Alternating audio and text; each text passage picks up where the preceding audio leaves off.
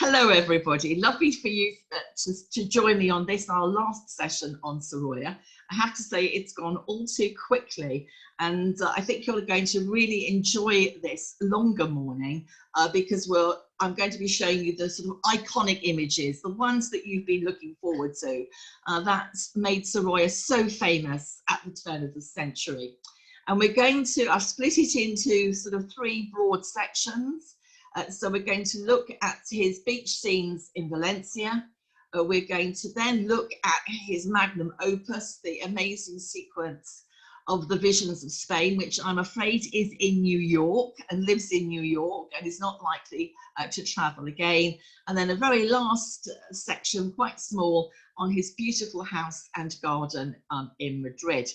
And Susan and I are already planning or plotting a holiday that would a longer one, more like 5 days rather than my normal 3 nights, 4 days for travel editions, where we would fly into Valencia, do Sorolla's Valencia, and then take the high-speed train to Madrid to Sorolla's house, because essentially the collection in his house and museum is the best that you're going to see, because so many of the Sorollas are still held in private hands.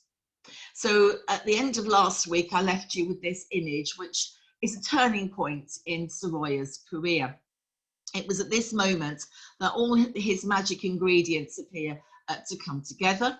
And most importantly, it was actually shown in the salon and then bought for the Musée de Luxembourg, which was where all the modern art was shown in Paris. It's now in the Musée d'Orsay, but then it was in this Luxembourg Palace establishment. Very important because many artists went there study the latest innovations in art, particularly by the 1890s when the Caillebotte collection had been installed. So it would have been for a Sorolla, it would have been a hugely, a very important moment in his life to be included in this Parisian collection of modern art. And we know from the quote that I read out last week that he feels that here he synthesized all the most important aspects of his style, or as some people came to know it, his formula, particularly the way that he likes to paint sun coming through the sail, which, as you can see, is a dramatic motif. You're going to find that he does indeed create a sort of formula. He's going to paint on the diagonal. The elements are going to be very close to the picture frame. Unusually here, there's actually an horizon, because very often there's no horizon at all. He's very influenced by photography and also probably the Japanese prints. Now, I think he was taking a leaf out of Bastien Lepage's book when he decides to paint something that he knows very well. And obviously, life on the beach at Valencia is a good example of choosing that motif with which you feel particularly comfortable. But he also might have been encouraged by looking at what was going on in Scandinavia. From about 1889 onwards, that's Paris 1889, Scandinavia was really emerging as a powerhouse in European art.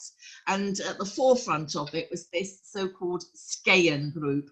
You have to drop the G in Danish.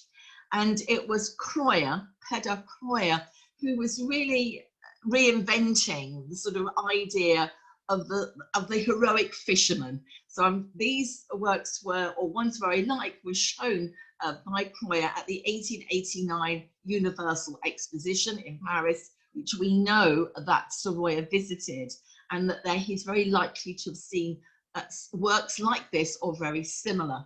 And Krøyer was really, again, star turn at Paris 1889. He's about 10 years older than Sorolla, so the older, more established artist. And so he took away the Grand Prix, the greatest prize that you could win. So the top one shows them hauling nets in the afternoon, that's 1883, and down the bottom, 3 fishermen pulling a boat. Now, the Skagen group is diverse. It includes a woman, but most importantly, this is to remind you that en plein air painting by the end of the century has developed into artist colonies. If you're going to paint en plein air, you need the right sort of inspirations, to bring out the best And so the Skayan group, and you've got most of them here, the important figures on the screen. So Croyer is down the bottom, Anna Anker and Michael Anker. These are some of the major painters who go, well, some of them live in Skayan, some just go for the summer. But the important thing is I've put down the other side here some of the influential art colonies of the 1890s. So you might have heard of Pont-Aven. That was where Gauguin went to paint. In the Netherlands, it's the Hague School, and they go to Zandvoort, which is on the coast, obviously. And then Britain, it's the Newlyn School, and that develops in the early 1880s. And then it's the Glasgow Boys, people like Guthrie and Lavery and Atkinson Hornell. So it's just to remind you that this sort of whole development of en plein air painting sort of reaches its zenith around about 1900. It acquires different names depending on where you are. Some people refer to it as luminism because there's such an emphasis on painting light. Sorolla himself comes up with a wonderful term, verism, meaning sort of like not realism, but the virtual realism of the sun itself, the sort of vitality that he tries to bring into his paintings. And we've got a photograph, as you can see at the top, of not Sorolla painting on a massive canvas directly from nature, out of doors, but that's actually Croyer on the beach at Skayan. So you can see that he also is painting on a grand scale. And if you're going to find one European artist that was constantly compared to Sorolla, it would be Croyer. So Croyer and Sorolla, sorry about the alliteration, were often put in the same basket. And that wasn't always a very complimentary basket. What you'll also see is, as we move towards 1900, that the narrative element begins to drop away. In the 1890s, we saw Sorolla still sort of committed to this idea of the harsh realities of a working class life.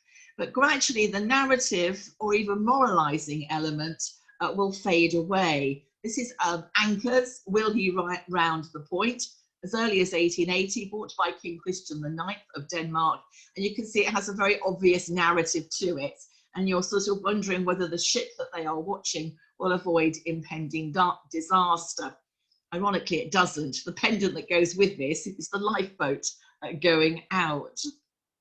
And this is Newlyn. So you can see again what I mean about sort of this social realism that really takes hold right the way across Europe in the 1880s, partly a response to Bastien Lepage, those grey heavy skies. The character in the centre, who looks like Captain Birdseye with his sort of cloche hat on, was a fisherman who found it was more lucrative to become a model. There were over 80 artists painting in Newlyn at different times at the end of the 19th century. It becomes a sort of industry. But you can see a very similar, can't you, image here to Sorolla's theme of life on the beach with the boats in the background and all the fishermen's wives, the sale of the fish going on in the back corner on the right-hand side, just here. Hopefully my cursor's working. So this is Oscar Bjork, so this is Skayan, and they're launching the boat. But I think you'll agree, it looks like my character from Newlyn has moved from one to the other. Physiognomy undoubtedly appeals to artists, this idea that you can actually identify people by the region from which they come from. So their physique says something about their locale. So this was very big in the 19th century. Everybody was into the concept of physiognomy, because that's hard to say. So you can see how very, very similar this work here is by Sorolla, a Valencian fisherman. And this was another really successful work of the mid-1890s. There's no narrative going on here, really. It's a very, well, as Sorolla will put it, verism, a factual, you know, representation. Very high horizon. The horizon will disappear soon completely. You can see the light coming through the sail. That will become almost like a technical tour de force. And they are literally fixing their nets. And this was much more, more cabinet picture, more reasonable size. You can imagine somebody looking at this and working out they could actually fit it into their living room or drawing room, I should say, posher, as opposed to those massive exhibition pictures, you know, 8 foot by 10, which were clearly destined for public institutions. So this went through either Sotheby's or Christie's. I mean, most of this art is handled by either Sotheby's or Christie's. There's still an element here of social realism in Lunch on the Boat of 1898, but really this is becoming much more an essay in light. Again, the dramatic way in which the light is sort of being reflected off the sail at the top, which is now acting as an awning. We have to imagine, obviously, that it's a very hot, sunny day. And I love the way that the light is cast across the front of the ship. So the sort of contrast between shadow and light. So the chiaroscuro that very much is associated with the Italian Impressionists, the Macchia painters that we looked at last week, which I was trying to say, you know, would have had another influence on the development of Sorolla's particular vision. And then another massive, it's a very large canvas, it's still in Berlin, it was shown there, and that entered the public collection. Again, sort of like a tour de force of painting this relatively prosaic, ordinary, everyday scene, but on a heroic scale with that wonderful billowing sail. They're very distinctive triangles, aren't they? And you've got here all the components that he will now develop after 1900. The children on this side, and we'll talk about the children in more detail. Are they working class, are they middle class, or are they an interesting blend of both? So one of the interesting things about being on the beach is the sort of social fluidity of it all. The bulls pulling the boat up to shore, another classic Sorolla motif. And then all the fisher women on this side who are there to prepare the catch. And as somebody pointed out yesterday, it's all incredibly clean. If you're really cleaning and gutting fish, you'll know that it's a disgusting job and very bloody, but that never seems to spill over onto their aprons, which are always a glistening white. You're often also going to see the solitary fisherwoman, as you can see here in the immediate foreground. So this was going to be one of the paintings that Sorolla sent to the Universal Exposition of Paris, 1900, a high point in his career. Monet saw these works. Remember that Sorolla dies in 1923. Monet dies in 1926. He's a lot older, obviously. He's well into his 80s. But again, it's just to remind you that, you know, that you might not have put all these sort of artists together, that they would have known each other. And we'll talk more about Sorolla's circle in a minute. So you probably like the sketch, the study down the bottom better, where you can see this thick, fluid use of paint. And for another group, I've been researching the Scottish colourists. And you know, when I look at works by Sorolla and works by people like Peploe at this time, they are incredibly similar in their use of really thick, sensuous paint. More of the sensuality later. So this sequence of these sort of iconic motifs, the bulls and the ships, sort of comes to its zenith with Beaching the Boat, Afternoon Sun, which is now one of the principal works in the Sorolla collection in the Hispanic Society of America, which remember is in New York. So we'll have to plan a trip there at some stage. And Sorolla says that at this point, 1903, he's synthesized all the important elements, the dramatic motif, particularly the bellowing of the sail, the sharp diagonal, looking down slightly on the motif. And these are all said to be elements that he has derived from his early training with his father-in-law, remember, Garcia, who was the very well-known local photographer. At the top, again, it's just to remind you how big these paintings are. And you would need an institution of the magnitude of the Hispanic Society to actually fit it in. Alongside the life on the beach, we have the life of the women. And you can see here how there's still a little bit of an anecdotal element. There's obviously some conversation going on between the young lad who's looking in through the gate and the rather pretty young girl who's mending the nets with, I imagine, her grandfather, and wishing that she was out with her beau. I love the washing on the line, but above all, it's really an essay in light. Look at the dappling of the lights on the white wall and on the paving. So you begin to get the feeling that the principal motif in all of Sorolla's paintings is the light itself. And that really comes over in a work that you might remember from the exhibition in the National Gallery of Mending the Sail.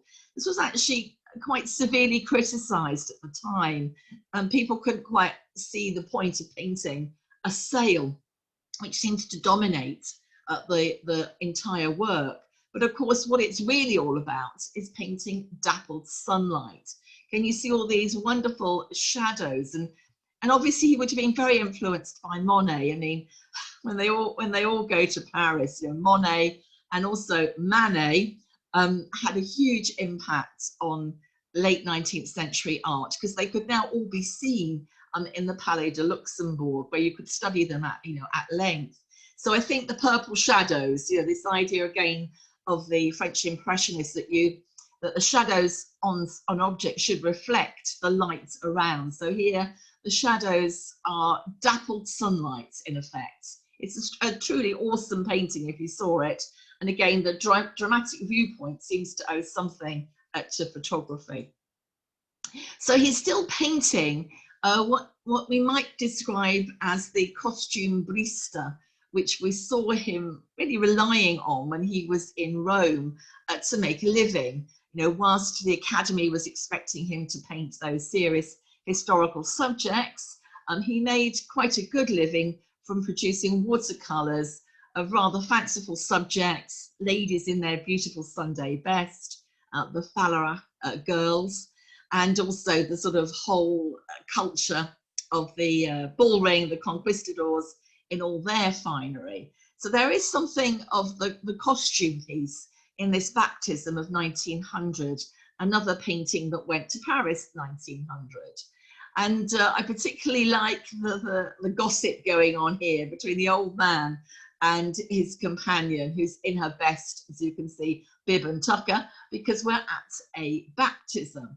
But the real subject of the painting, again, appears to be the light diffused through this large white sheet or curtain that's hanging over the doorway, and then is spilling out, as you can see, on the wall on this side. There's a wonderful sort of zoom of light coming in a great triangle on this side. And so it's as well to remember that at this stage, at the end of the 1890s, Sorolla is moving towards what you and I would call subject-less painting, where the subject, you know, the motif is really an excuse for painting light. But in 1900, he is still producing classic 19th century narratives. So this was a very important commission for him. It also emphasizes the South American market. I think we tend to be very Eurocentric, and we forget about the importance of the Spanish colonies in South America, Argentina. For Portugal, of course, it's Brazil. And Give Us This Day Our Daily Bread, which is the title of this humongously large religious work, which you've never equated, would you, with Sorolla? We don't think of him producing religious works at all. Was actually commissioned by the Chilean politician and landowner Rafael Urrutia Urmenata, I hope I've got that about right, for his palace in Valparaiso. Valparaiso appears to have attracted quite a few artists in the 19th century. I don't know much about it, but I do know that Whistler went there. You know, James McNeill Whistler went to Valparaiso. This one dates to 1896 and is now in a very large collection owned by a bank. So we'll see some other examples of the works in their collection. In fact, you can see them all on the wall, and they also own the infamous paint. I say infamous because it's rather a sad image of all the crippled children on the beach. And again, that's up there at this point, just to remind you of the size of these still essentially academic works. These are sent to the big exhibitions and are designed to make a statement. I think you'll agree that they do. One of the conceits that I love about Give Us This Day Our Daily Bread is the little boy here who is standing outside the picture frame. I think that's very clever. So it looks like you've got, you know, classical columns to either side framing the painting, a la Alma Tadema, but the figure here, as you can see, has stepped beyond the frame. Rather clever. So I mentioned the importance of South America, and one figure that is very important, he's sort of like the Durand-Ruel. So I'm hoping that you might have been to the Durand-Ruel exhibition. He's the dealer who made French Impressionism and who guaranteed for Monet in the 1890s a huge income from selling his paintings in America. So this is Count Artal. He will eventually be elevated to Count for promoting Spanish cultural interests in South America, but essentially he's a commercial dealer.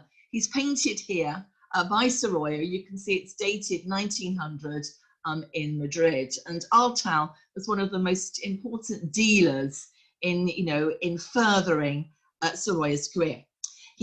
Initially he had his own gallery in Buenos Aires. You know, it's taking us into a whole new area, isn't it here? The art market in South America, the Salon Artal. But he also collaborated with the wonderfully named Salon Whitcomb, which hardly sounds exotic, does it? Because it was actually established by a British dealer who set up in Buenos Aires, and his surname was Whitcomb. And the Salon Whitcomb, again, specialised in selling a wide variety of art. They weren't just about the avant-garde. They basically had exhibitions of academic painting and more modern. And I just wanted to show you here, yeah, there's British-born photographer. And I think he made his first name sound more Spanish, having moved there. Alejandro Whitcomb. Doesn't quite work, does it? I love it.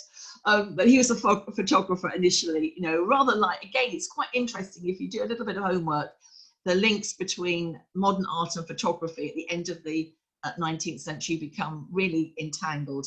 But I wanted to show you what one of these collections looked like, just to give you an idea of the money in Argentina that was being spent on art, okay? And that's the collection of one of these entrepreneurs who have gone to Argentina probably to make money from ranching.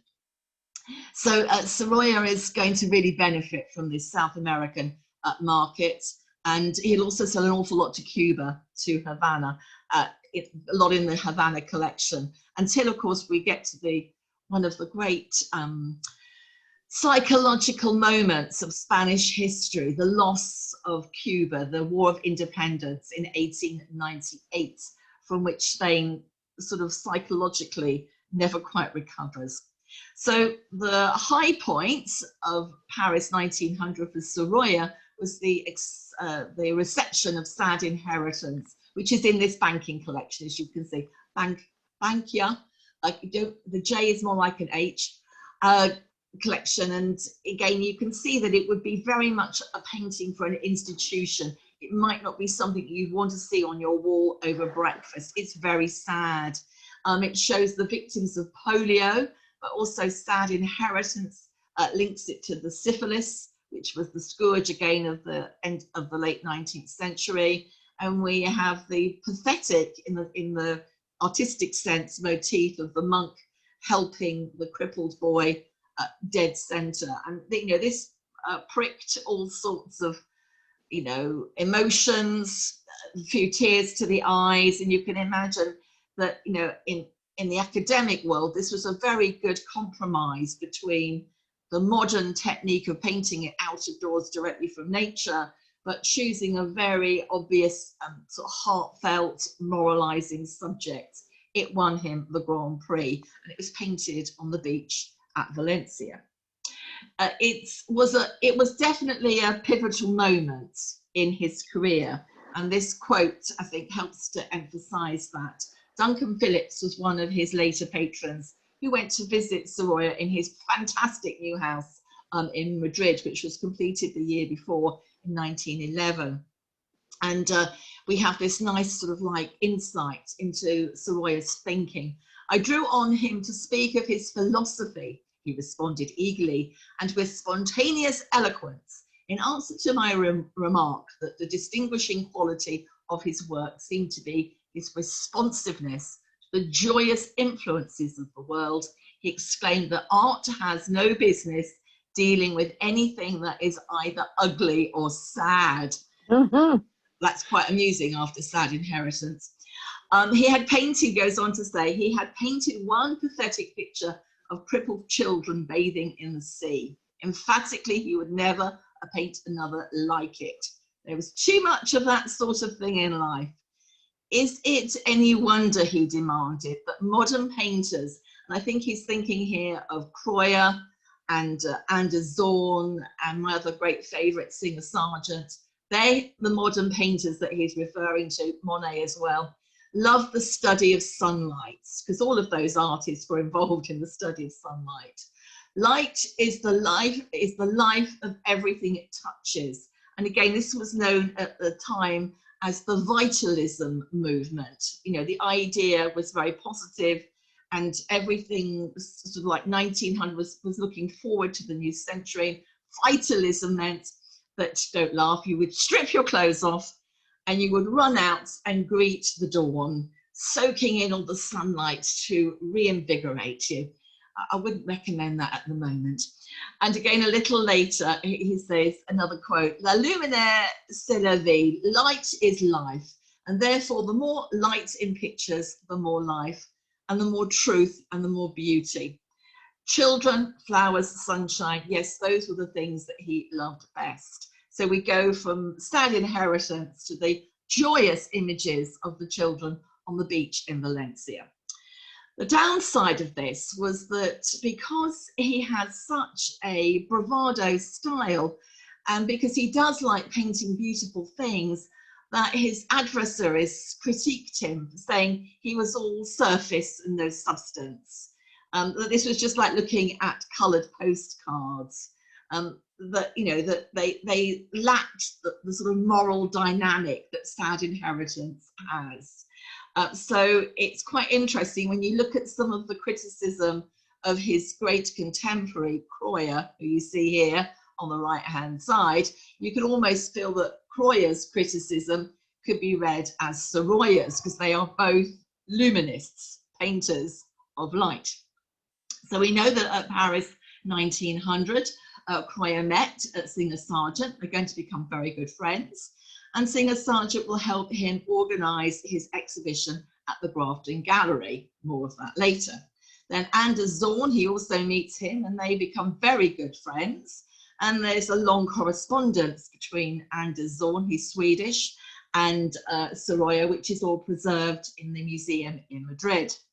And then you can see what I mean about this idea of sort of the North emerging as a powerhouse in European art at the turn of the century, with this French critic declaring that Denmark presents only one beautiful painter. I might have an argument with that one, but he is of considerable value. That is Mr. Croyer. And Croyer was regarded as, without doubt, the most important figure in the Danish school. So these were the sort of friends and influences, Sargent, Zorn and Croyer, on Sorolla as we go into the 20th century. And they can all be linked now, they can all be interleaved, because they are all basically painting the same thing, light, luminism.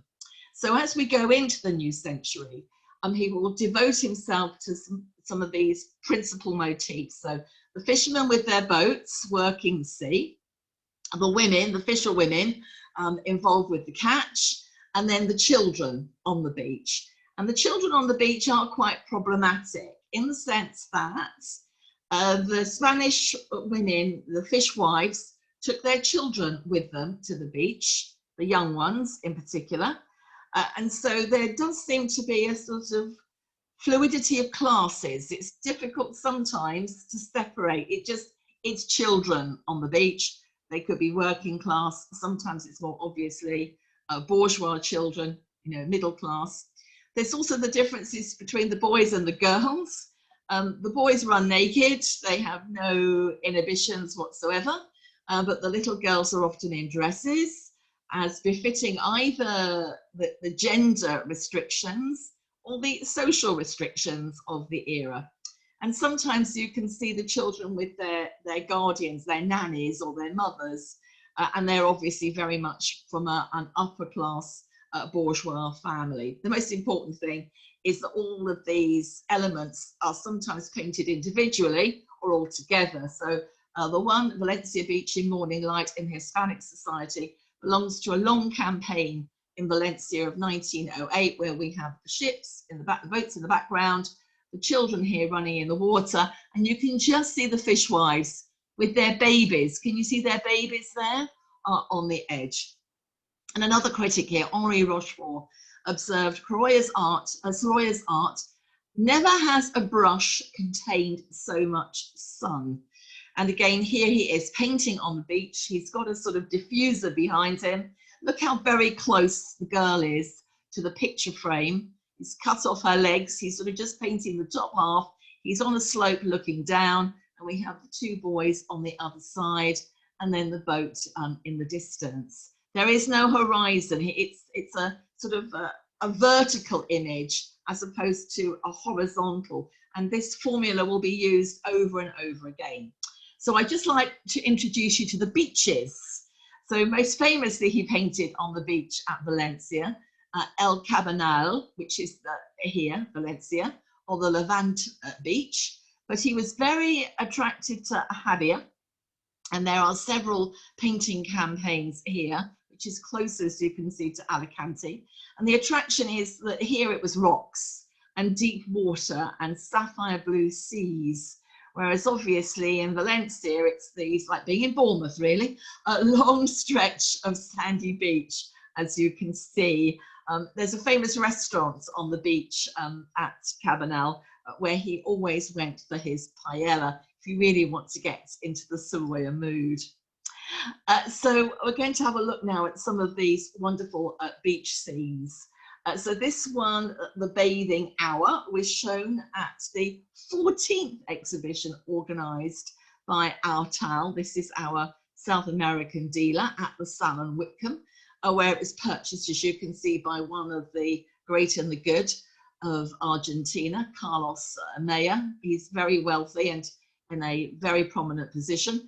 But the important thing is it shows you all of our ingredients. It's the children, the fishermen, the oxen, the boats, the billowing sails, the surging sea, and most importantly, this towel or wrap blowing in the breeze, where again, the tour de force of painting is the light actually coming through the wrap itself. And keep an eye on that little girl and that rather attractive rosy pink sort of dress that she's wearing, because this occurs in a lot of the images, and you sort of wonder whether it was in his properties, his stage props that he used for painting. So Bulls in the Sea of 1903. So this is, you know, the typical Sorolla formula. Look at the dramatic diagonal. Look at the very high horizon. The ship, boat, sorry, I should say, sailing just on the edge. So photographic influence or Japanese print influence. In 1903 here, you can see that he's painting in a very impressionistic style, lots of small little brush strokes of white paint to achieve the luminism and movement of the water. But as we go through, you'll notice that the paint strokes lengthen. They become more fluid, more creamy in their application. So less staccato than these works of 1903. By 1908, you'll see what I mean. The works have become much more fluid in the application of the paint. A lot of the best works, as I said, have been recently auctioned since the Sorolla fever has gripped us literally over the last 10 to 15 years. So this one was either sold by Christie's or Sotheby's. But, you know, we often talk about naturalistic light, but is it really? Look at the purples and the blues. I love the way in which the figure is right here on the picture plane, and then you've got the boys playing in the water. You can imagine this young lad really wishing that he was out there with his chums rather than selling smelly fish. And the hat is important. It pops up in lots of the images. And again, you feel was really a vehicle for Sorolla to practice painting light and shadow. And you can see here, look, 1904, if I point to this area here, can you see here in the purple paint that the line is now being drawn out into a long, sinuous curve? And that is going to be the way that his style develops, from little tashes to long, fluid brushstrokes. One of his dramatic combinations here of the fisherwomen on the edge of the sea and the sailing boats in the background, again on the beach in Valencia. There's still quite a bit of contemporarismo, this idea again of sort of like genre painting from the 19th century, scenes of everyday life. There's a little bit of contemporarismo here, in that seems to be some sort of, you know, rather romantic depiction of their costumes. I mean, as I said, given that what their job is, they are amazingly attractive, clean and bright fishwives on the beach with their children and their baskets. And here they might even be engaged in some sort of conversation. But I do like so I saw the three ships sailing by, and in the background, the dramatic motif of the three sails. And they're obviously on the beach now. Here's a close-up of them to basically process the catch. I love the older woman. It's like three ages of man, isn't it here? The older woman, the mother and her baby, who obviously is wearing the head covering because of the bright sunlight. And here's another one that does still have a little bit of social realism going on. The fisherwomen on the beach of 1903. This is what it looks like overall in its rather beautiful frame. But here's my close-up. So there seems to be some sort of foreman here who's keeping an eye on the women. He's an older, as you can see, man. And he seems to be keeping a watchful eye on the fishermen's wives. They seem to be keeping a tally. Can you see this one's looking over her shoulder, and she's got a pencil and she's making a note, perhaps tabulating how many fish they've cleaned in the sort of processing, because I think they're normally paid by piece, literally. So there's a little bit of social realism going on here in terms of some sort of narrative. But really the important element is the dazzling white that these fisherwomen are wearing. So clearly they haven't started gutting too many fish just yet.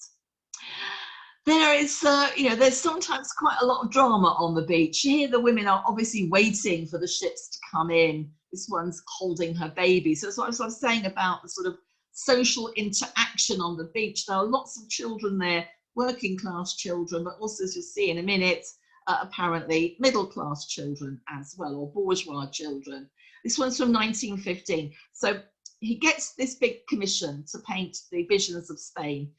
It's the most important project of his life.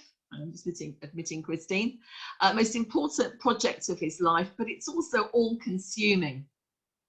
So he starts this, he gets the contract in 1911, and you can see him having holidays from it.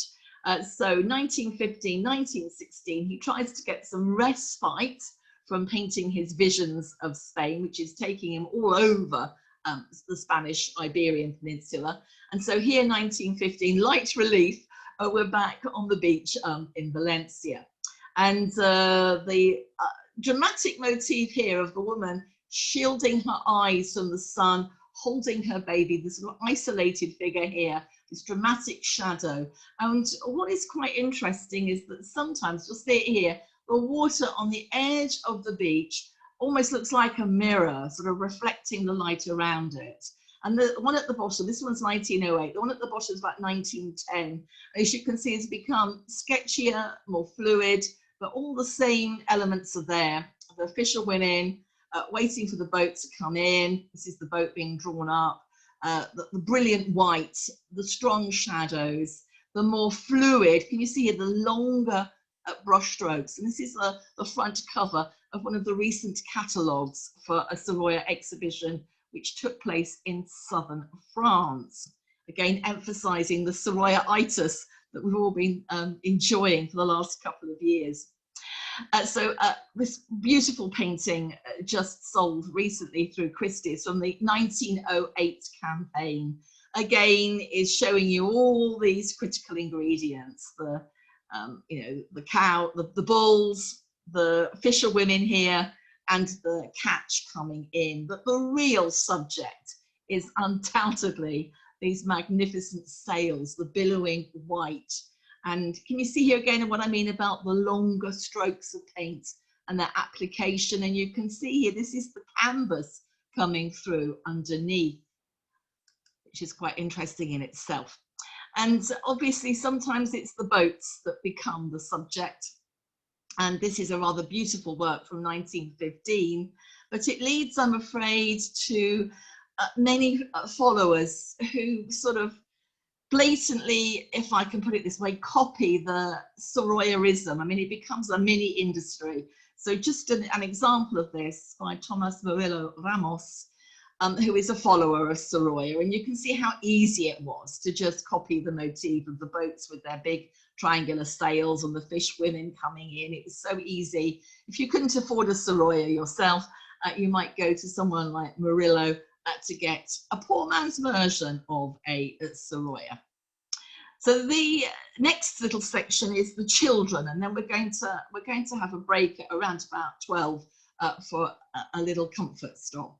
So this is known as the Young Amphibians, or Children at the Seaside, 1903. So it's said to be one of the first of his paintings just of children. You can still see, can't you, right cropped at the top here, the bull and the boat coming in, and the children playing, young children, and the little girl in her rosy pink dress. And do you see here what I mean about making the water look like a mirror as it runs along the edge? The very strong diagonal to everything, the figure right on the front of the picture plane, a flattening of perspective if you're into sort of compositional elements, and the very high horizon.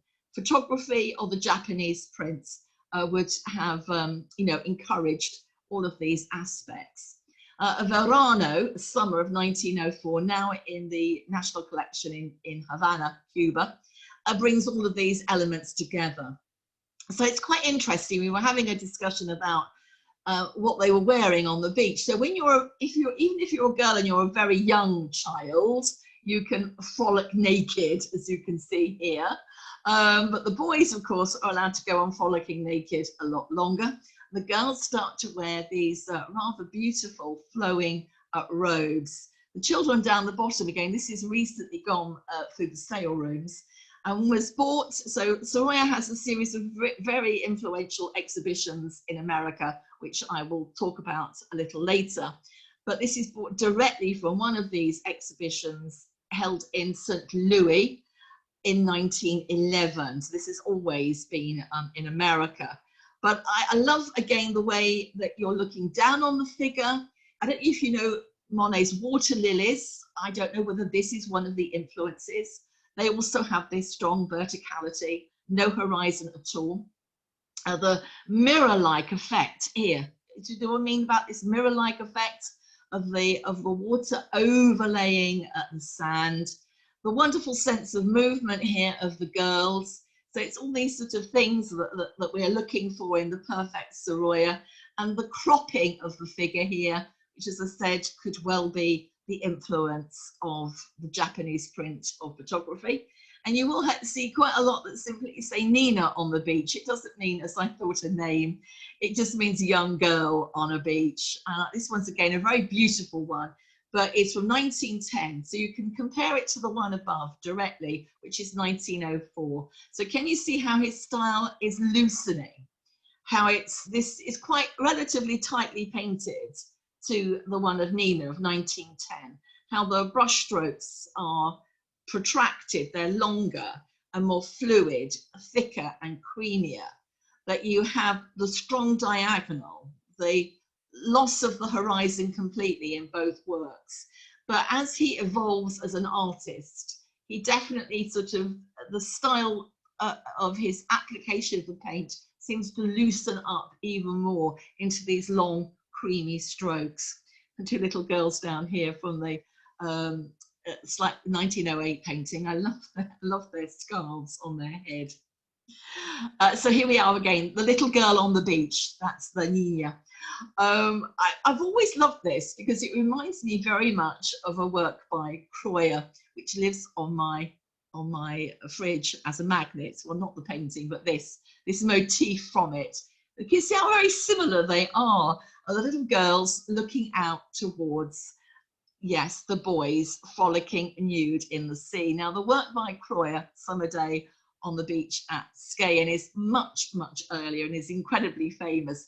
But you get the impression that she's longing, don't you, to be out there. It's almost like, I think this is to do with gender issues as much as anything else, that the girls are circumscribed by their class or by their gender. They don't have the freedoms of the boys. These divisions that are still in our society are very clearly demarcated here, and she's looking at them longingly as they frolic in the sea, and she's clearly been told that she can't join them. I've got a close-up of the edge of the water here, just to show you what I mean about this application of creamy paint. You see these long, drawn out, not little tashes anymore, but long, drawn out brush strokes. And this really beautiful, thick impasto paint along the edge of the beach. It's stunning. And what I get the impression is that both Kreuer and Sorolla, this is where it's easy to get muddled up, both of them paint in such a similar manner that both really suffered from very similar criticism. They have such a wonderful technical facility that it was all too easy for the critics to simply see the finished product as an essay in technique. So here, 1892, these are all about 10, 15 years earlier, of course, than the Sorolla. But look at the quote. It could be said of Sorolla, Kreuer is so masterly in his handling, wrote one of his contemporaries, that he would have to reach great heights to match it with content of commensurate significance. So what the critic is saying, that the technique, this is Kreuer you're looking at, is superb, but the subject matter doesn't warrant it, that there's no substance to the subject.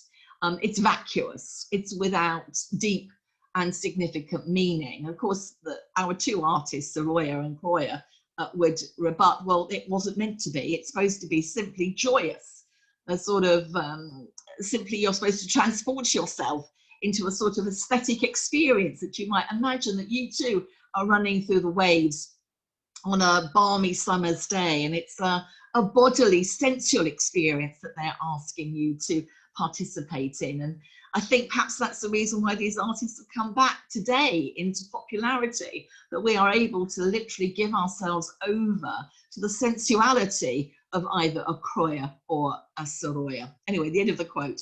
And those heights he never reaches. So it's this idea that their subject matter doesn't live up to their technique. So the last of the quote, there is an undeniable disparity between spirit and hand in Kreuer's art. And that could also be said of Sorolla.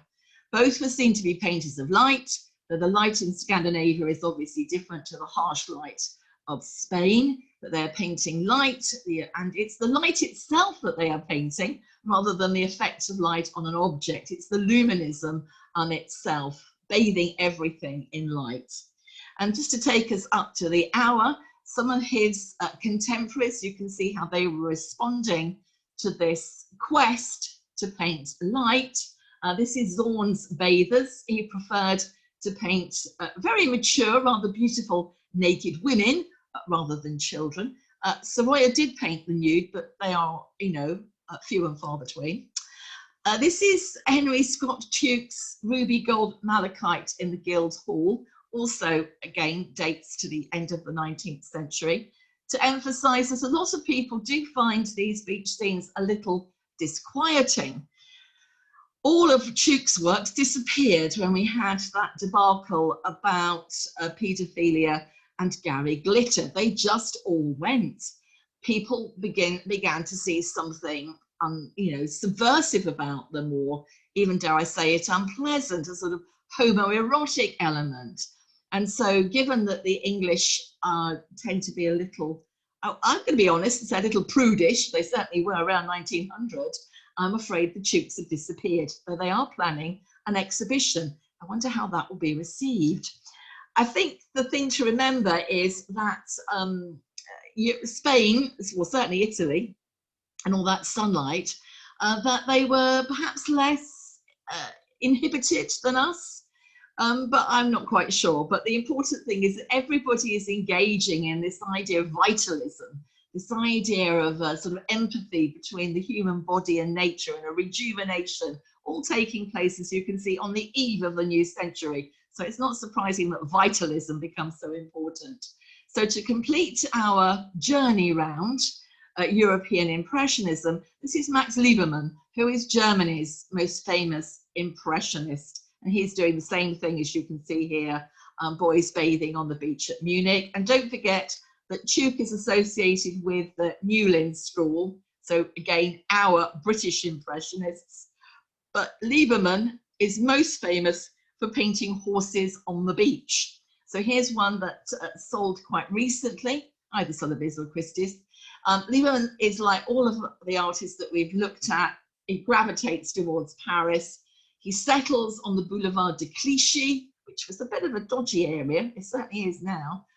It wasn't the posh part of Paris, where he trains under Léon Bonnet, who was sort of again a catalyst for this younger generation.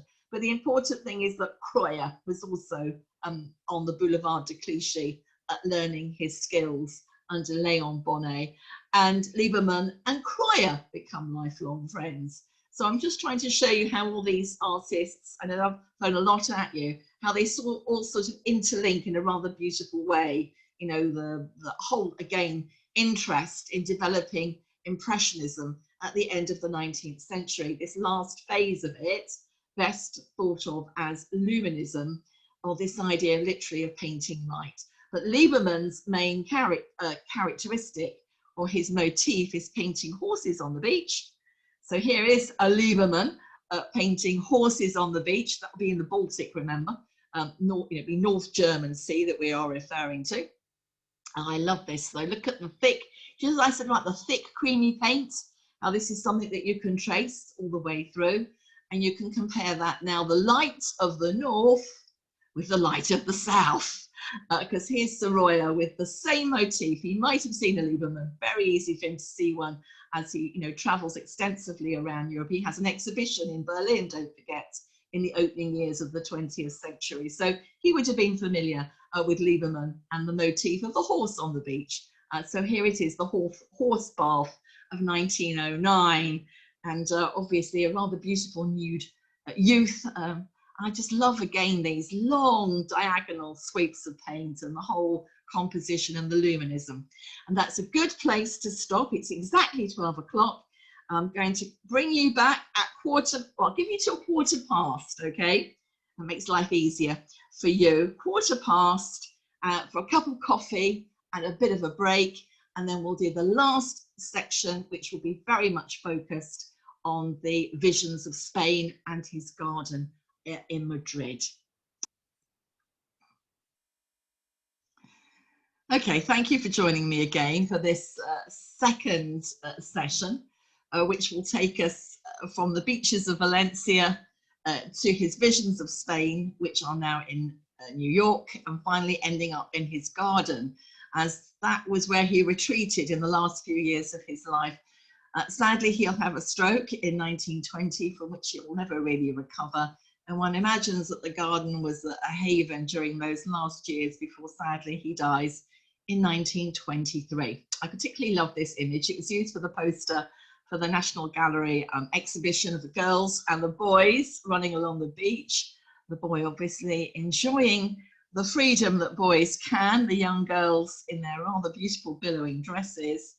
And this idea of movement. There are not that many works by Sorolla where the movement is so overt. So I thought I'd quickly show you this one in the garden of La Granja, or La Granja, I think the J's are H's, which is in fact his family again. So you'll find this in the museum in Madrid.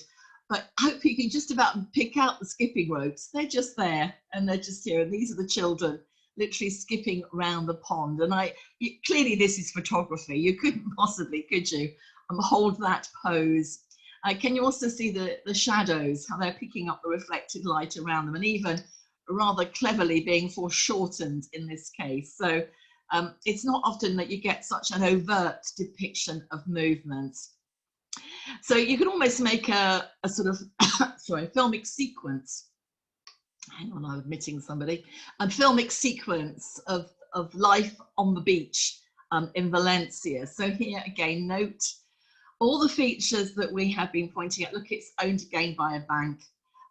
The diagonal, the high viewpoint, the startling light and dark on the little hat of the boy, the young girl in her billowing dress.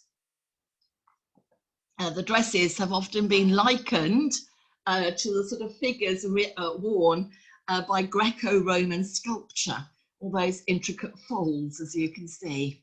And here in the next sequence, we've got them lying on the beach. You know what, the water here is almost oily, isn't it? The way it's glistening and catching on their skin. Here he is in his hat, her in her rosy pink dress. Again, the dramatic foreshortening, the looking down on the figure, but here somehow the mirror-like water appears to become almost like treacle, in the sense that you've got a mixture of sand and water eddying around the figures. This one, Seattle, is in the Hispanic Society in New York. And some of these naked beach scenes, if I can call them that, are on quite a monumental scale. So Children on the Beach, which is in the Prado collection, the same things that we've been talking about here, that curious mixture of sand and water, the glistening skin of the boys, their ability to frolic naked. You can see that it's a magnificent work. I've got it framed on the wall, and it gives you some idea when I do this of why it's important to go to art galleries. You don't really get the scale of the work until you're lucky enough to stand in front of it. This is a square format. He doesn't often use square format. Again, he might have been influenced by Klimt, who was experimenting with the square format from about 1905 onwards. He's famous, The Kiss is a square format as opposed to an oblong one. Again, all the things that we've talked about, but here, you know, the high viewpoint, the cropping, the sense of movement, the rosy pink dress, she's just about to go bathing. But is the woman with her, with the umbrella in white, is she a nanny? Something like that. This clearly to me looks like a bourgeois family. And again, the glistening whites of their robes.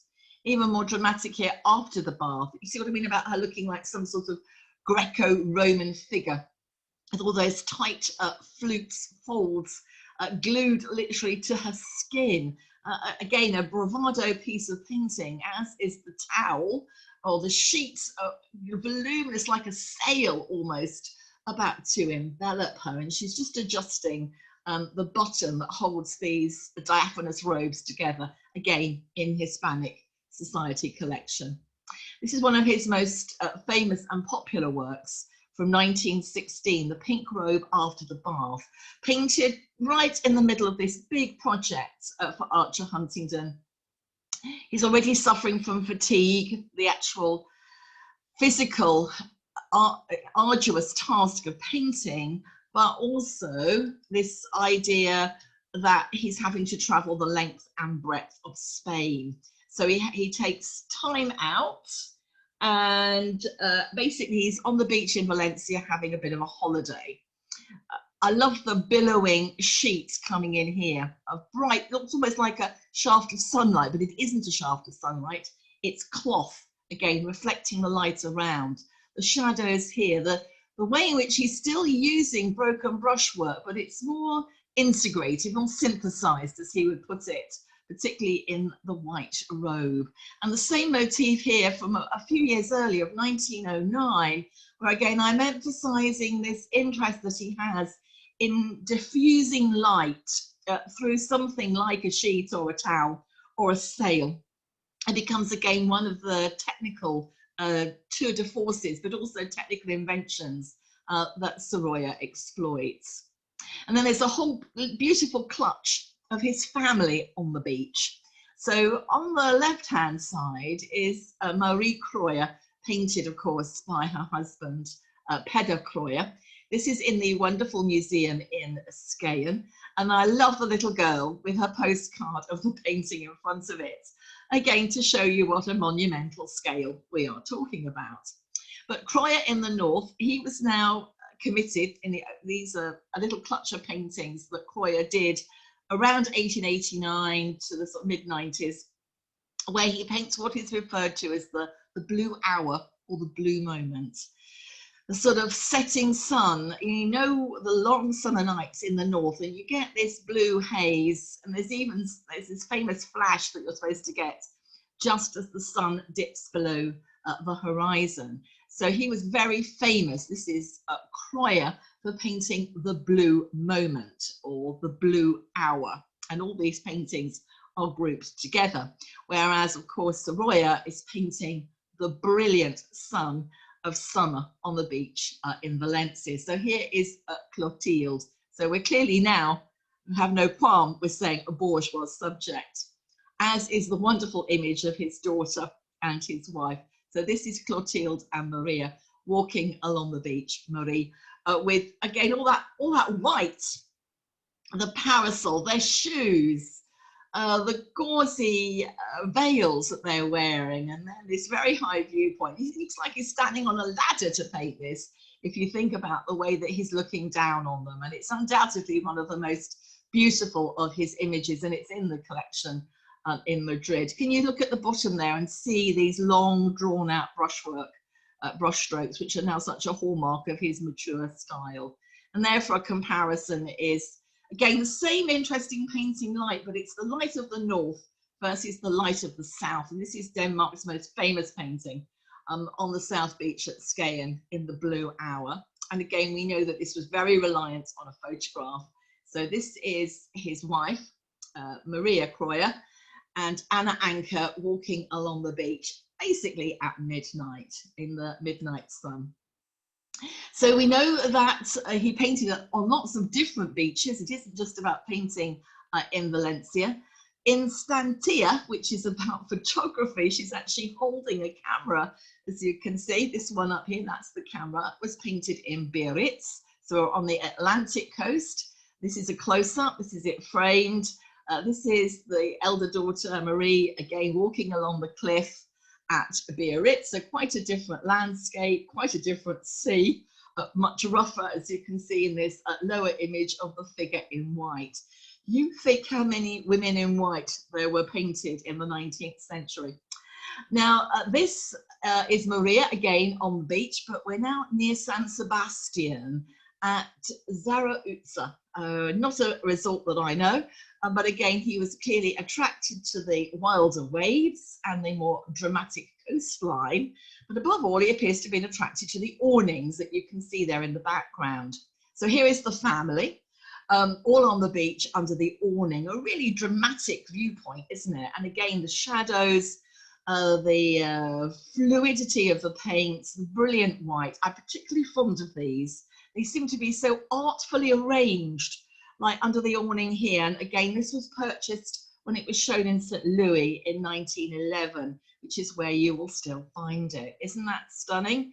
Again, the breeze blowing through their veils and this swathes of white on white, and the light again diffused through the canopy over the women who are using binoculars to look out at sea. Or here again, where he's looking down, they're sewing and reading on the beach. Again, this literally, he's got to be on a ladder, something like that, looking down. Again, the influence of photography, but look at these long brush strokes down bottom left-hand corner. And I wanted to particularly include this resort that he is painting at near San Sebastian, because the painting in the National Gallery belongs to this little group, and it includes a group in one of the local taverns, quite different. So whilst you've got all of that luxury and frivolity of the middle-class life on the beach, where you're literally just there enjoying yourself, we have these 5 drunkards in a local tavern, again reminding you that it's a really tough life being a fisherman, and it's no piece of cake, and they've got no time to go sunbathing on the beach. And there's a stark, again, contrast, and it's almost like he's reverted to the social realism that we associate with the 1890s. And then finally, in terms of resorts to which he was attracted, this is Javier. He first goes there for 2 months in 1896, and then we have a campaign in 98. All the family go in 1900, including Concha, that's his sister, and again in 1905. And at this point, he's often joined by his intellectual friends.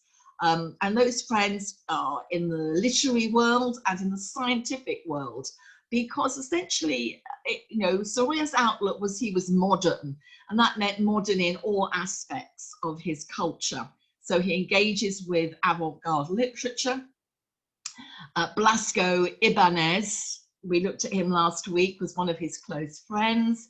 Dr. Simaro, who sort of represents scientific progress. So he's very forward-looking, and this is an important aspect to think about after 1898, which is this cataclysmic psychic shock to the Spanish psyche, losing the Cuban War of Independence. We have what's known as the generation of 1898, and they are very inward-looking. They are nationalist in their outlook, and they want to keep Spanish culture pure.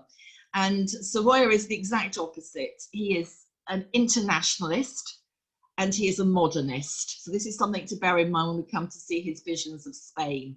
So one can imagine a sort of intellectual clique going on holiday to Javier, and not quite like the Blooms, but actually something comparable would be the Bloomsbury group.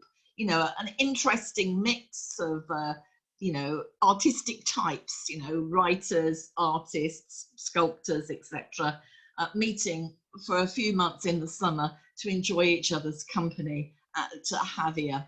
The rocks and the water gave a completely different environment for Sorolla to paint, and the white boat, I think, is particularly beautiful. Yes, here is Luis Simara, the doctor, who was very much part of Sorolla's circle. He's a very advanced doctor. I love this. I think probably my image is a bit too blue, but I think it's a tour de force of painting, isn't it? From his campaign in Javier in 1905. I love the greeny water over the glistening body of the nude bathers. Fantastic, technical achievements that you can see here of Sorolla at the height of his power. And at the height of his power, he is enjoying unprecedented international success, which is why I was talking about, his friendships with Singer Sargent, who gets him. Singer Sargent helps him to put on this exhibition in London. So this sequence of exhibitions starts in 1906 at the Georges Petit Gallery in Paris. Again, a famous gallery that promoted modern art, a rival to Durand Ruel. And then it moves to the Grafton Galleries in 1908, where the reception is lukewarm, largely, I'm afraid, because we don't like tall poppies, do we, in England? And as you can see, Sorolla was presenting himself as the world's greatest living painter in 1908, and the exhibition was opened by the King and Queen of Spain. So they all thought that he was getting in London a bit beyond himself. But most importantly, this is where Archer Huntingdon, the multi-millionaire, inheritor of the Huntingdon fortune through his mother, Arabella Huntingdon, who, rather than going into the family business, which was building train lines and developing real estate around LA, Archer Milton Huntingdon devoted his entire life to promoting Spanish culture. He's from California, after all, it sort of makes sense.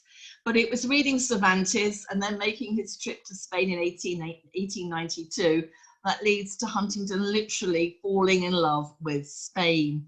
In 1892, he literally followed the footsteps of El Cid.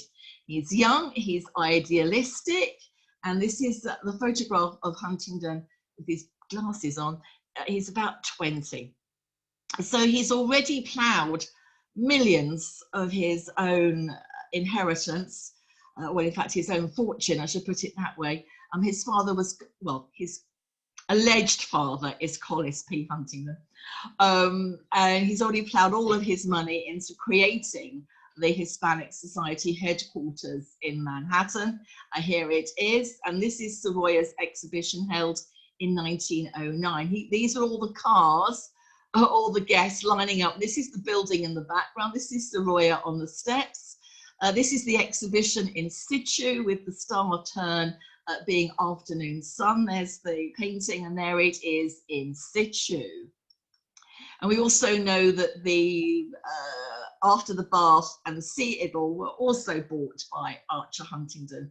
So he showed, this is Sorolla, showed 356 paintings, of which 195 are sold. And it's essentially the success of this exhibition that pays for that wonderful house in Madrid. Never one to rest on his laurels, or should I say always painting.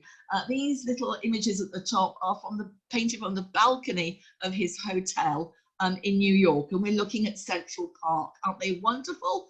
And I'm just, again, wonderful, quick sketches of his environment. They were never worked up into commercial works, but again, they just give you an idea of his bravado with a paintbrush. So we know that this was sold, and it's not in the Hispanic Society, but was sold to one of the many people who bought paintings. As you saw, nearly 200 paintings were sold, and this recently went through Sotheby's. It dates to 1909, and you can see what I mean now about the mature Sorolla style, which is extremely fluid in the application of the paint. And I sometimes think when I look at these that he might have seen some works by the Fauves, you know, the wild colorists, Matisse, because those purple colours in the water, you could hardly really call them naturalistic. So it's through Huntington that he gets the chance to paint the visions of Spain, an awesome undertaking, which has started in 1911. So he visits the United States again in 1911. He exhibits at St. Louis and in Chicago. We've seen some of the paintings that were sold at the St. Louis exhibition, again to emphasize how important the opening up of this American market was. That's 1911. But then in 1912, this is the official start date for his contract as he starts to paint the visions of Spain. And they are huge, 14 canvases, total length of 227 feet, approximately 14 feet high, which means that he's frequently got to use a ladder. The top image shows you him sort of capturing regional types. So there are lots of studies as well as the final works. And the one below again is just showing you how he would have, you know, controlled the lights on these images with shades and screens. Though I think you'll agree that it's an awesome thing to paint directly from nature out of doors.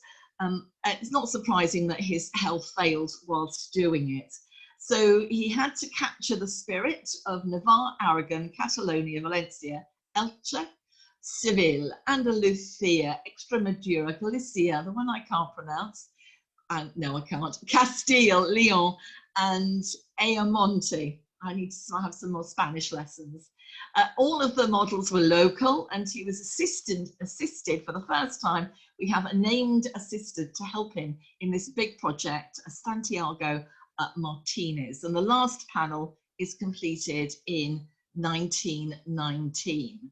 So I'm just going to whisk you around it. This is just to remind you again that this is just overblown costumbrismo or costumbrista. This idea again of capturing the essence of Spain, the nuances of their dress and culture. But most importantly, he did not want to be, this is Sorolla, accused of being a Spanish nationalist. He very much detached himself from the generation of 1898, or I just simply call themselves the generation of 98. He didn't want to be seen as a nationalist. His outlook was always international. So he's going to get a lot of criticism of his vision of Spain as sort of presenting something far too picturesque, far too sort of like just a modern version of the costumbrista that had been so lucrative back in his formative years. I love them, I have to say. They are a vision of Spain that is exactly that, a vision. So he'd already experimented with some of the themes. This are his children, Joachim, and Maria. This is in the Belle Artis on the left-hand side, and this is in a private collection. But don't you love the trappings, you know, of what I think of, all the nice bits of bullfighting, if you know what I mean, with all of the, you know, the colour and the spectacle of their costumes. Lyonnais Peasants is before he's even begun this project, but I'm showing it to you here because you can see here this is still a classic Sorolla composition with an interest in not just the types but in the lights, and they are in a rather sort of natural sort of formation. When we look at his studies for costume, they're rather wooden. You'll see what I mean. They're rather sort of like literally almost like a encyclopedia of Spanish types. And to bring over what I mean about how the generation of 98 were against this project, I just wanted to show you The Woman of Salpavida by Zuloaga, who was their darling. He was the artist of the generation 98 that they approved of. He appeared to be a true nationalist, you know, looking back to Spain's past, particularly to El Greco. I think you can see that there, and sort of not picturesque at all. These old women really do look careworn, The Woman of Salpavida. And he's linked to a group known as the Art Pictorico, an honest representation of Spain, a Spain religious and tragic, i.e. the war with Cuba, and a black Spain, thinking of the Inquisition. And essentially Sorolla didn't want his vision of Spain to be like this. He didn't want this sort of harking back to El Greco or to Goya. So this is another work by Zuloaga, which has got, as you can see, I've put you a El Greco, because it looks like Toledo in the background, doesn't it? It may not be, but it does look like Toledo. And you can see here what I mean about this sort of black Spain. And the thing to remember is that Sorolla was very anti-clerical. All of his friends, like Blasco Ibáñez, they are dead against the monarchy. They are dead against the interference from the Catholic Church. They look towards an enlightened secular society. So you can see what I mean about opposing factions in terms of this vision of Spain. So there were plenty of people who were detractors of the project. I think it helped that it was in New York. So you can see what I mean about how his preliminary studies very much sort of focus almost like on an encyclopedic sort of gathering of information. So types of Salamanca. I love her. She looks like she's about to break into dance. All their gold jewelry. This is the Lagantarian Bride. I love their footwear, but again, they're rather stilted, aren't they? Don't you think they're rather stilted the way they're standing there? Sorry, went the wrong way. Segovian types. He looks like he's a, you know, a typical he's not a dockyard worker, but, you know, there's, you know, you've got rural types, you've got industrial types. He's trying to get all these different aspects, the physiognomy of Spain as much as anything else.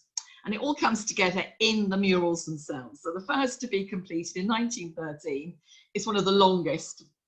It's about 14, 15 feet and is representing Castile and the Festival of Bread. You can see here, all these are very elaborate costumes that we've just been seeing him study. So like these are now being used in the composition. I love this close-up here of the woman, which is, she's over here. She's in this little clutch. Like, she's just there, as you can see. And it's a bit of Sorollism, because the way in which the light is capturing or is catching the scarf that she's wearing under her hat. This is Navarre and is representing a festival. And Aragon is La Jota, which was a local dance. Lots of castanets and wonderful costumes. And we have the study for the La Jota, the dance. Though I think you'll agree this young lady here may have a beautiful dress, but she looks a bit too poorly to be entertaining anything as energetic as that dance. And then Roncal types. Again, we appear to have gone back into local historic costume, but you almost have that as the era of Don Quixote, can you? Catalonia, massive panel representing fishing, which is definitely costume barista, as you can see, in terms of its, you know, it's like picturesque depiction of the harsh realities, is what it should really all be about, of being a Catalan fisherman, but it isn't. It's a joyous, as you can see, representation. I love Valencia and its oranges. We're back to those wonderful horses that we saw earlier, and in their Sunday best. And Valencia, of course, is best known for its oranges.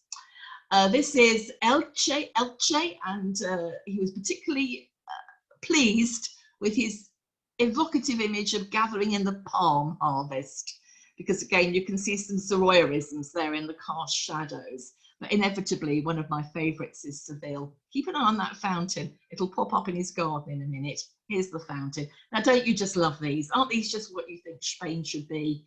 You know, the whole sort of flamenco scene, and the ravishing combination of movements and light and dance and all the rest of it. This is a study for this on the right hand side, a study for the Seville dance.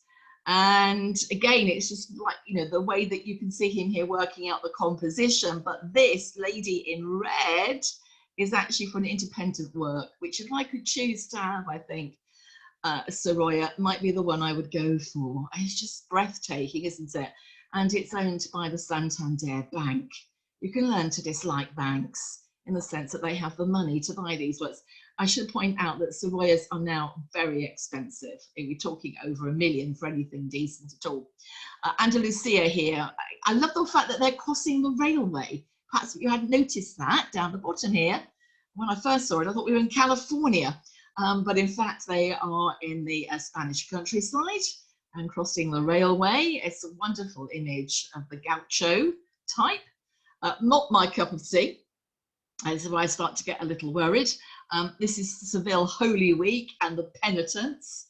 But on the other side, the bit that I do like, I don't approve of bullfighting, but I do like the matadors all dressed up, as you can see here. So the bullfighters and the Holy Week penitents are definitely on the side of the bullfighters, if you don't mind me putting it that way. The penitents reminds me too much of the dark Spain, of the whole sort of legacy of the Inquisition, and dare I say it, even with those outfits of the Ku Klux Klan. Not my cup of tea. And this is Zuloaga again.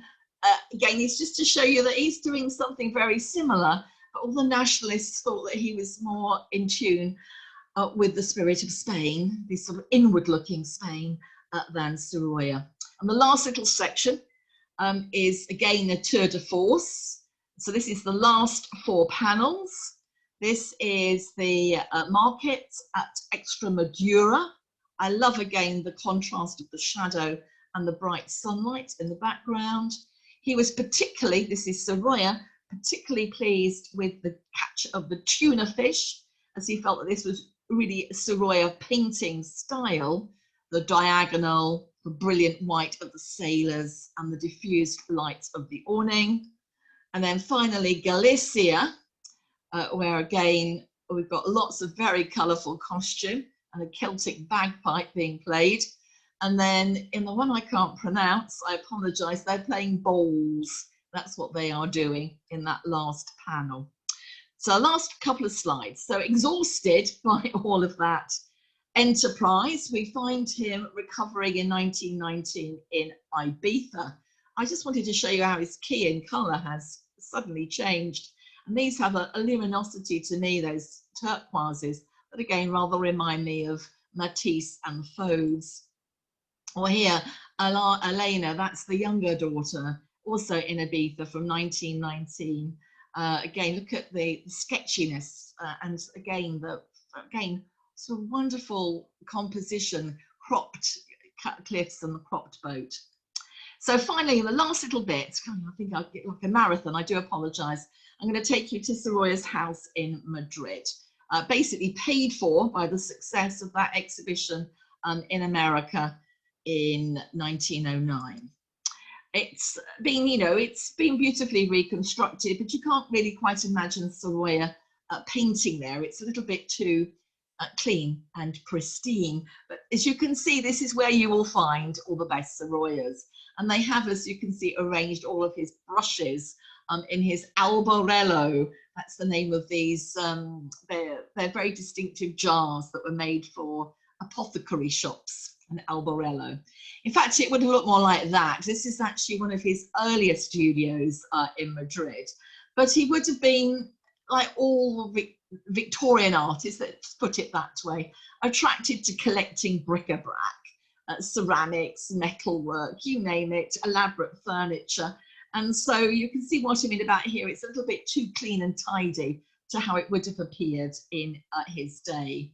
In some ways, the wonderful studio house of Ben-Uri, you can find more about this on my website, where there's a short video, is a more, I think, a more authentic reconstruction of an artist's studio. It's still very staged, but it has all the clutter that I sort of expect, particularly in Valencia, all of those unusual objects, weird musical instruments, textiles, all of the clutter of painting, works unfinished, portfolios of drawings, brushes in the background.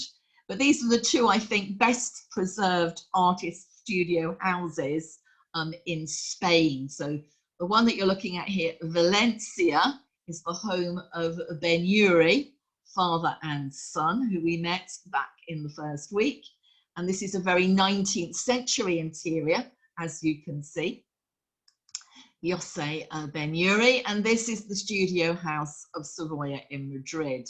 I mean, I know he was much richer, but there's a sort of elegance here, isn't there? It doesn't quite feel like the family home that the Ben-Uri, I'll go back to it just very quickly, but with all of the very personal memorabilia scattered about and family heirlooms, it doesn't quite have that feel. But I want to end in the garden, because really the garden is perhaps the tour de force of both the Ben-Uri house and the Sorolla house in Madrid. So here is the garden. We're now looking back at the house. We're walking out of the house into the garden. After he's worn out painting the visions of Spain, he sort of retreats into his garden. You can sort of again make comparisons between him and Monet painting his garden, a garden filled with flowers, as you can see from the wonderful image, which is this. The image is that fountain in the patio. I mean, that's what Spain's famous for, isn't it? It's patio gardens. He'd visited Andalusia. So here is the garden in Madrid. And this is the garden in Valencia. So we know that Ben-Uri's studio house and garden had a big impact on Sorolla. Again, please note that fountain at the end. So there's lots of water, lots of fountains. The fountain's this little one just here, not quite so dramatic, but the fountain's still important because, you know, it's very important in all of these sort of Moorish gardens that you have the sound of water. The big difference is that in Valencia, there are lots of tiles. So Ben-Uri, Valencia is a really important centre for the production of ceramics. So you have all these fabulous tiles. And I couldn't resist showing you enough of these ladies in their fancy dress from Valencia, the Falora, the ladies that dress up for the Festival of Fire in March. So here are all the tiles on the wall, a very sort of Valencian element. And the big difference between the two studio houses is that Sorolla's is a studio house. The studio is in the house, whereas Ben-Uri's studio is here. It's at the end of the garden. It's a separate entity. He had to walk to work each morning, but across a rather nice garden.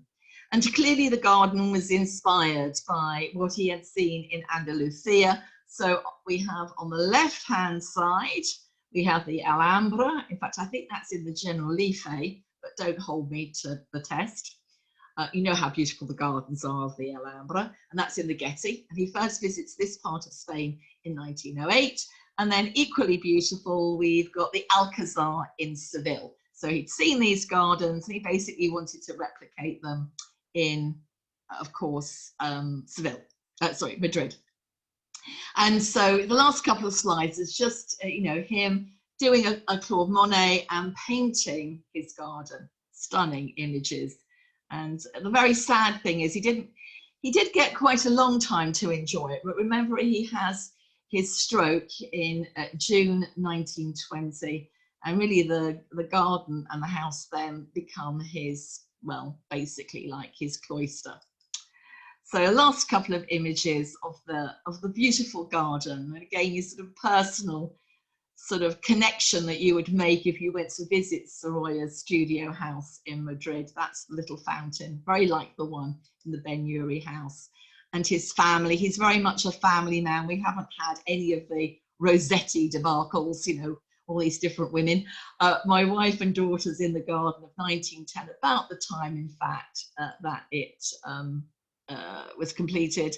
And my last couple of slides, again, just to give you a bit of an insight into him as a person. So the top image is the photograph, the bottom image is the painted scene. And this is Duncan Phillips again. I took the opportunity at Madrid last spring of visiting the painter in his new home, 1912. To my complete satisfaction, he was just like his pictures, whimsical, unconventional, jovial, kindly. The French would call him bon garçon, very outward looking. A familiar type in the studio world, but how few of them have the genius of this little Spaniard. I think he was quite short. And when I praised the beauty of his house and garden, he smiled as if remembering former doubts and computations about the realization of this expensive dream, and said very simply, one can live only once, let us be happy whilst we may. And I did think that was a nice note to end on our time together, because I don't know about you, but the first lockdown for me was relatively easy because I don't have a garden as good as this, but I do have quite a nice garden, and undoubtedly my garden was my sanctuary and haven back in the summer during a lockdown. So if you go to Valencia, and you might go with me, that would be nice, and do a pilgrimage of all the Sorolla sites. I'm sure you will end with this one, his monument, slightly different since the Spanish Civil War, but still very obvious, an homage to Valencia's most famous son, Joaquim, or Sorolla Bastida, his full name. And I hope that you've enjoyed this whistle-stop tour this morning through his most famous paintings. So my last slide is just to remind you, if you want to sort of find out anything more about me or get a link to that little video that I've done of Ben-Yuri's house and garden, you'll find it here on Anne Anderson Art and Design History channel. And it's obviously under Ben-Yuri, or in fact it's under the smoker. That's the painting. And oh, sorry, go back very quickly. And also my website, anne-anderson.com, if you want to see some of my blogs.